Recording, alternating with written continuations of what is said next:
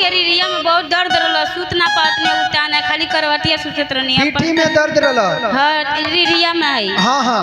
तो हम सूत ना पात ने, कोई 6 महीना से उताना नहीं सुतत रहनी। 6 महीना से? हां 6 महीना से करवटिया खाली सुतत रहनी। पट्टा जी आईनी प्रार्थना कईनी, हम प्रार्थना के विश्वास कईनी, हम प्रार्थना कईनी, हमर ठीक हो गला।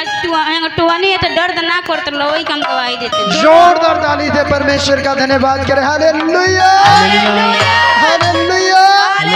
देखिए कितना बड़ा गवाही बता रही है कि 6 महीने से मेरे पेट में काफी दर्द रहता था और सोने के टाइम मुझे बहुत दिक्कत होता था और मैं सोने में भी मैं बहुत ज्यादा सोने के टाइम परेशान रहती थी। लेकिन इस समय प्रार्थना हुआ और ये बता रही है कि मैंने प्रार्थना को रिसीव किया और उस समय से 6 महीने का पीठ का दर्द चला गया है। उसका एक गवाही दे रही है। जोरदार तालियों से परमेश्वर का धन्यवाद करें।